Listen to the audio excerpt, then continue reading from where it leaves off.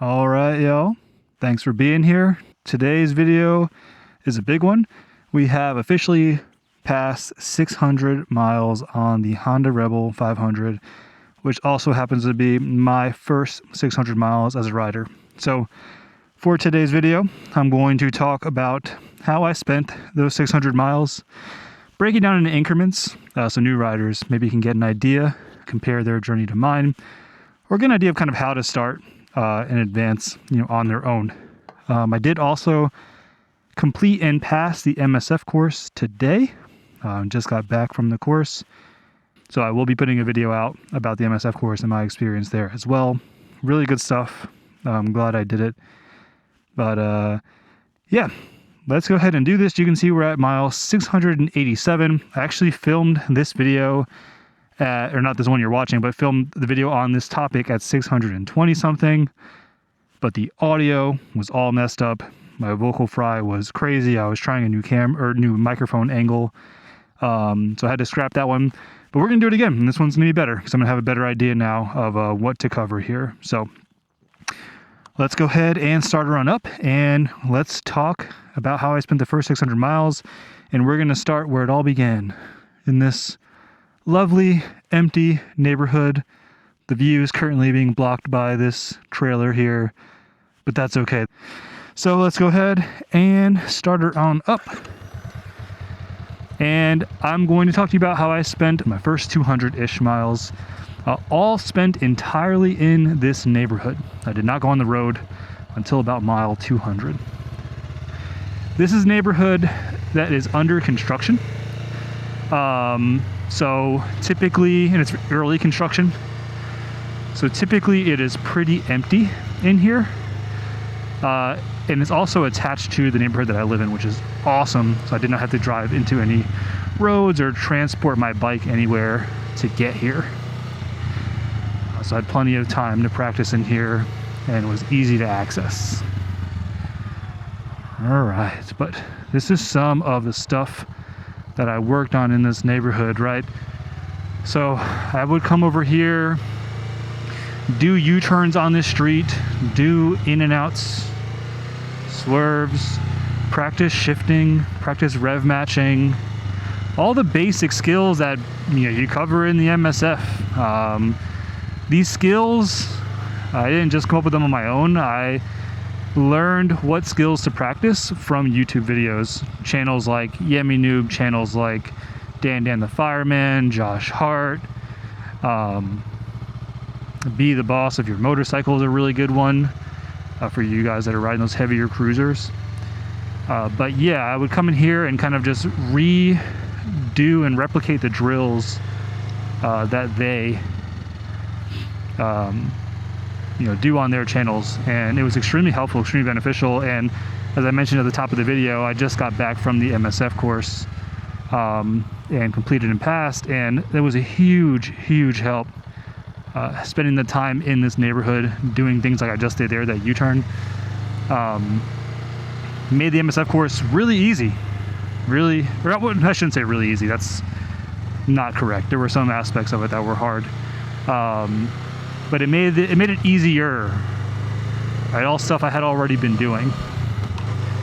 I would come down this road, I would practice shifting, getting into high speeds or higher speeds, and then I would practice rev matching.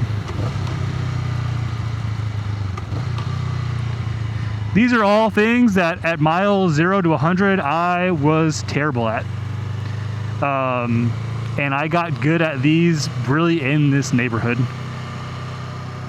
All right, and one more drill I'll show you here before we head out into the road and talk about miles 200 to 350 is doing the stop and go method, or the stop and go exercise. So basically straight line, you're gonna stop, hold in your clutch, find the friction zone, and take off. No stall, fantastic. Stop, friction zone, take off, do it again. Great job, no stall. And then when you get that down, the most important one in my opinion is stopping and then going into a turn from a stop. It's a dangerous scenario, comes up on the road often. Someone just died in the area actually a couple months ago turning too wide at an intersection and they ran into oncoming traffic. This is a difficult maneuver, honestly, especially as a beginner. I struggle with this initially, and still have to be mindful of it when I'm doing it on the road. But effectively, you're just going to come to a stop like you're at a stop sign, pretend that there's traffic if you really want to get into it. I tend to do that. And look both ways. If there's a car coming or not, don't turn off the engine. You go ahead and look into the turn, find the friction zone, and go ahead and turn from that stop. Try to get it as sharp as possible. And do that over and over again. Both directions too, right? I'm going to go left here. Left is a little easier in my opinion. Have more wiggle room, margin for error, right? Look both ways for traffic. And this is a live road too, you know, people don't normally come down here, but they have in the past. You know, you can practice your signal light too, of course. Go ahead and preload throttle, look that direction, look through the turn, and take off. So yeah, that's how I spent the first about, I'd say 200 miles. These are rough estimates, but I think that's mostly right. Now I'm going to show you what I did, or where I started to break out of the neighborhood, going into live traffic and onto the real roads. All right, so I'm going to cut the video here and we'll continue on the open road.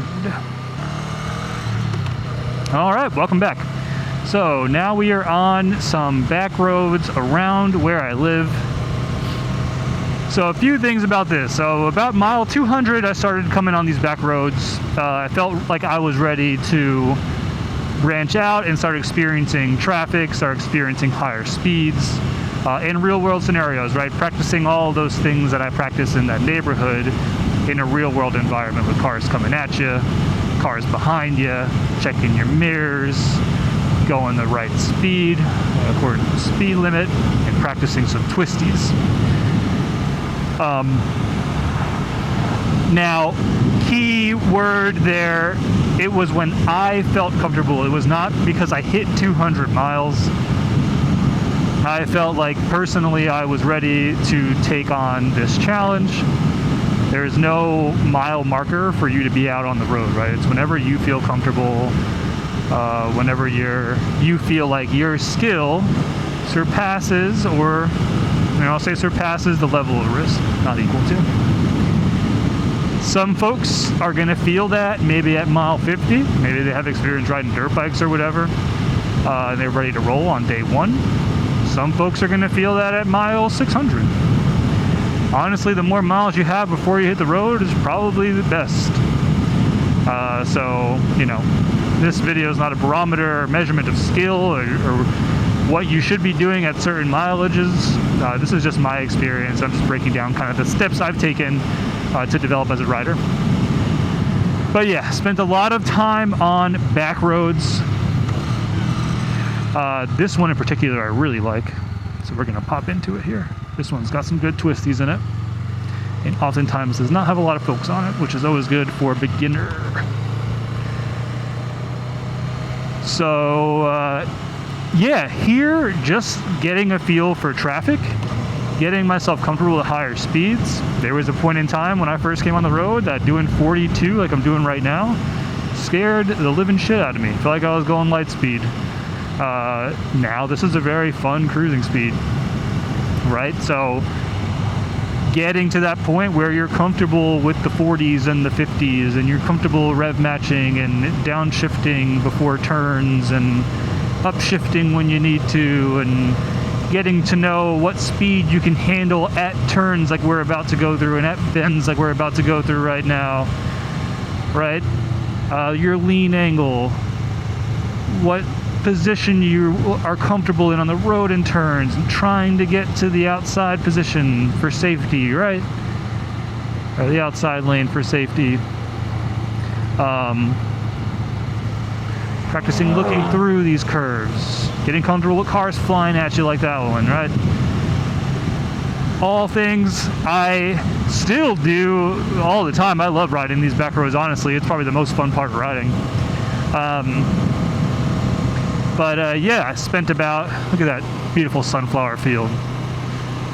Riding a motorcycle is the best, man. on. But yeah, all stuff I spent time practicing and getting comfortable with before the next gradual step, which is going to be local highways. So these are going to be the first roads where you're going to be touching 60 and 70. And for me, this was not interstates. I chose local highways first to mitigate risk, right? Again, I didn't feel like my skill was at the interstate level, so I practiced on local highways first. So that's what we're gonna go to next. All right, y'all, welcome back. It's a perfect opportunity to talk to you all about this highway. I got no one behind me. I'm at a red light here. But this is Highway 70 in North Carolina. This is the first highway that I ever rode on, and this is a state highway.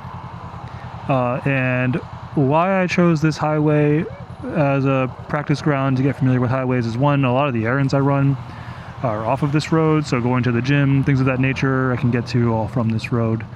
But also, too, I'm familiar with it. So I know kind of where the pinch points are, where the problem parts are. And this is a 2-lane highway, so the traffic patterns are a bit easier to kind of handle at first as a new rider, as opposed to like a 4-lane interstate. And also the speed limit tops out at around, I believe, 55 in this stretch of the highway anyway. So you can ride on a manageable speed and not piss anybody off and make anybody angry. Put yourself in a dangerous situation. One thing I will call out with these local state highways is in a way they can be more dangerous than the interstate, because you have a lot of cars pulling out in front of you. There's a lot of places to enter this. There's no, like, you know, exits and on-ramps that are predictable. Anybody can pull out from any of these driveways or left or right turns here. So something to be aware of, but also a good thing to practice. Very good situation to practice. You're also obviously going to have more lights like this to regroup. If you start getting sketched out, you need to take a little break. So this is what I did. I'd say at mile 300 to 350, I started feeling comfortable enough to go fast and wanting to go faster to see what that feels like. I'd also end up with these complex traffic patterns, or more complex traffic patterns. Go ahead and switch lanes here.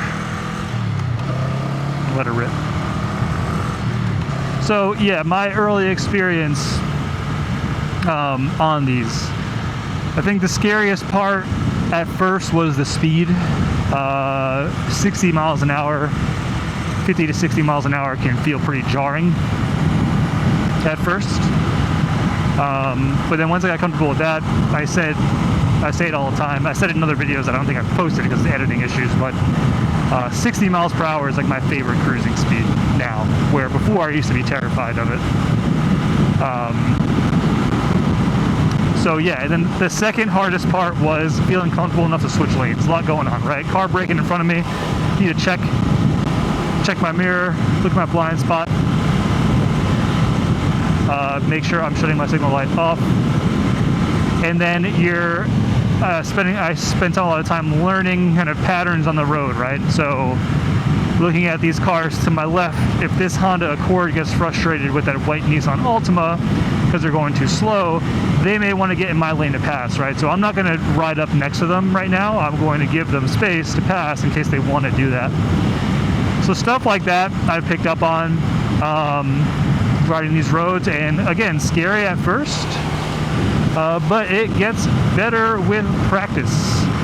Take your time getting here. Don't put yourself in a dangerous situation. Really practice on those back roads. Honestly, like, I like going fast, but the back roads is what I enjoy the most. There's definitely no, like, I don't yearn for the highway. I'll put it that way. But I will, you know, pop on here if I want to go fast, or if I'm heading to like the gym or something and don't feel like taking the back roads. And it's also good practice. You're going to be wanting to go places sometimes that require you to hop on the highway. Get comfortable with that kind of highway before you hop on the interstate, which is where we are heading next. So again, that was mile 300 to about 450. Back roads, local highways, parking lot practice, miles 300 to 450. At mile 450, hey, we hit mile 700 live on camera. Woo, let's go. But at mile 4, I think it was 429. If I get that on the nose, I'm gonna be real proud of myself. I'll verify this because it's on video. At mile 4, I'm gonna say 450, but it was somewhere in that range. 429, I think was the exact number. Could be wrong. Was when I accidentally got on the interstate. That video is online already on my channel. That video's online. That video is on my channel on YouTube. You can watch that. I wouldn't say that's a mile marker that I should have been comfortable with being on the highway. Again, it was an accident, but I did it. I survived, and I've been on the highway or the interstate a few times since then with no issues. But I want to talk about something before we start flying at 85 miles an hour here in a second while I'm on these back roads on the way to the interstate. So when it comes to the interstate, few things that I've noticed that I would want to share with other new riders. One, stakes are obviously a lot higher, right? So you're going to be doing about 85 to keep up with traffic, depending on what stretch of the interstate you're on. In this stretch that I'm going to go on, we're going to be moving. But it's also a stretch that I'm very familiar with. I drive it often. Driving it every day at one point in my car.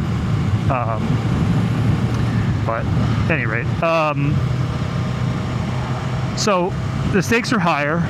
Margin for error is lower. Traffic is chaotic, as you probably know from driving the interstate in your car. Some people want to treat it like NASCAR, they want to treat it like a racetrack. Swerve in and out of traffic, create dangerous situations for other people. I'm not going to judge anyone for going fast. I like to drive fast also. But there's just more you have to be aware of on the interstate. Changing lanes is chaotic. Everything is just faster. I don't know if I have sports fans who watch the channel or not, but I liken it to whenever like rookies come into the NFL, they always give that like cliche answer of like, what's the biggest difference from college to the NFL? And they always say the speed of the game, right? The speed of the game is so much faster. And that's the interstate. I think it's like the best analogy I can come up with is like you're doing the same thing you're doing on the local highway, but it's a lot faster and you have to process things a lot quicker. But all right, so yeah, I would say definitely like become comfortable with high speeds before you approach the interstate, and don't panic. Don't panic. If you just stay in the slow lane, it's not that bad. Stay in the slow lane, ride your own ride. It's not that bad. Another thing I mentioned, I'm riding the Honda Rebel 500. This bike is not known for going fast. All right, this is a beginner bike. You're going to see today, I'm going to probably touch about 85. The bike is going to struggle after that to go any faster. You can get it up to 100. Depending on how much you weigh and if you're going uphill or downhill. But this isn't the bike for long interstate rides. It's okay on stretches, but if I'm going 80 miles an hour and I'm in a jam and I need to get out of that jam quickly, I'm going to be close to max rev. So it's going to be hard for me to accelerate. It just doesn't have the torque to handle that kind of situation. Reason why I'm saying all of this, you might not be riding a Honda Rebel. But I'm saying this so that folks know before going on the interstate to just know your bike, know its limits, and test those limits outside of the interstate, not on them. But all right, I guess we're not going to cut the video because we're here. So I'm going to go ahead and get ready for the on-ramp. What's going on, fellas? 2 wheels down. All right. So let's boogie. Now, just like in a car, I'm going to get to riding speed on the on-ramp here.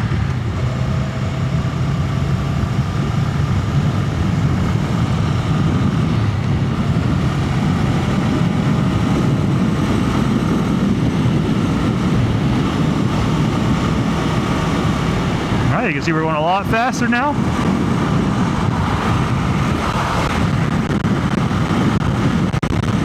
And we're on the interstate.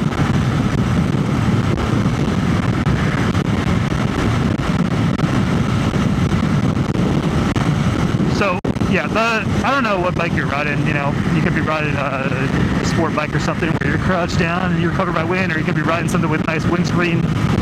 I am riding a Honda Rebel that has none of that stuff. This bike, man, if you're familiar with it, if you're going above 65 miles an hour, the wind wants to rip you off of this bike. It can be taxing, but going fast is fun, man, I'm not going to lie to you. For me, anyway. I like it maybe a little too much. So right now, this is kind of the tame part of this stretch of the interstate I'm going to take you on. We're about to hop on I-40 in a second here. I-40 is obviously a major interstate. It's the I-40 is the interstate that goes from the North Carolina coast to the California coast.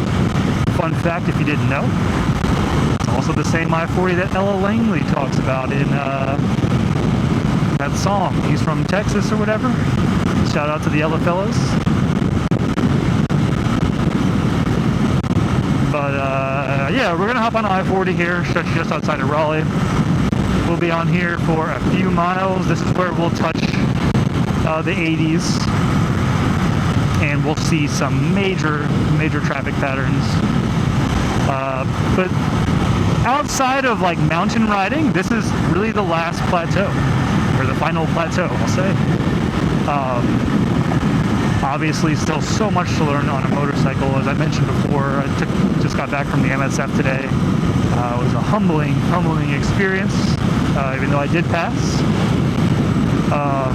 So yeah, so much to learn on the bike, but this is kind of how I advanced and how I feel comfortable moving,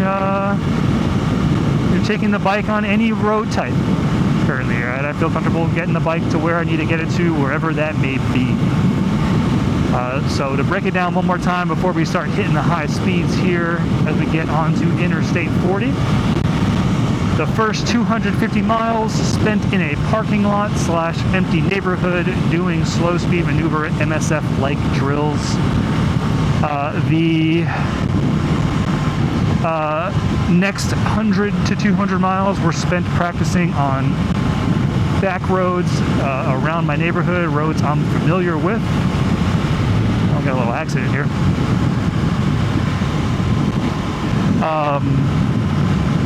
And then at mile about 350, I hit the state highway, Highway 70. Practice on there, got comfortable with that 50 to 60 mile an hour speed, traffic patterns and multi-lane roads. And then at mile about 450, we had hit the interstate and we were at high speeds dealing with complex traffic patterns, 4-lane highway like we're seeing now. So for this section, I'm just going to have you all enjoy the ride with me here as I kind of focus on my speed and the control of the bike. And I'll call some things out as they come up. Hopefully it's not too windy on the mic. Got a cop right next to me too. Just back up, please. I don't know if it's jurisdiction or not.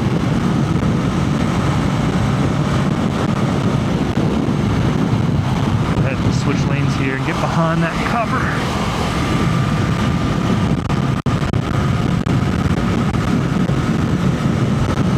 let's let it rip. So you can, I said I wasn't gonna shut up, that was a lie.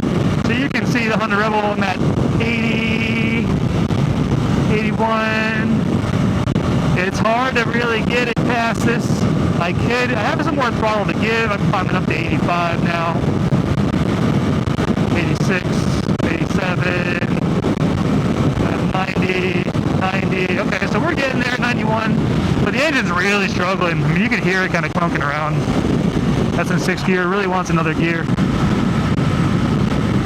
So this bike is more than capable of handling highway speed. It's just if you're in a jam, you know, you're already going 85 and you want to get out. And maybe not the best bike to take on the highway for long trips for that reason. But if you're commuting a few miles on the interstate every day, it's definitely doable. But this isn't a Rebel 500 review, so what am I talking about? I just wanted to throw that little tidbit in there for my Rebel riders. But yeah, on the interstate, I don't have a ton of miles on the interstate currently, but you can see, you know, even though I spent some time on the state highway, I spent a little time on the interstate. I'm not panicking right now. I'm comfortable with those high speeds. So I'm going to go ahead and hop off the interstate. And that does it. That's the 600-mile journey. You know, that leaves me at mile 450. And mile 450 has just been a mixed bag. I'd say mostly since mile 450, it's mostly still been back roads. Those are my favorite roads to ride. I like doing twisties and going at slower speeds. And practicing, you know, turning at slower speeds and things of that nature. And also the scenery, just better on the back roads. Oh, hit that bounce there, my thumb hit the horn. The scenery is just better on the back roads too, in my opinion. It's more of an enjoyable ride. But I've also been taking the bike, you know, to the gym and to the grocery store and to the city, and that requires me to hop on the interstate sometimes, and sometimes I just want to let it rip. I don't want to go 85, 90 miles an hour, and I'll hit the interstate for that reason. But yeah, that's been the journey so far. Hope you all enjoyed this video.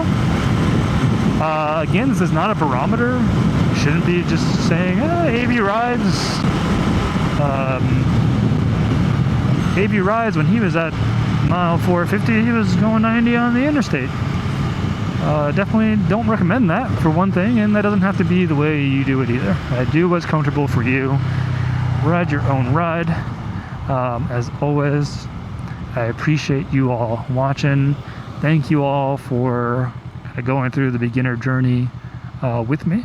It's been quite the journey, and this is an obsession of mine now, riding the motorcycle. So, you know, I appreciate anyone who's watching and kind of experiencing this with me.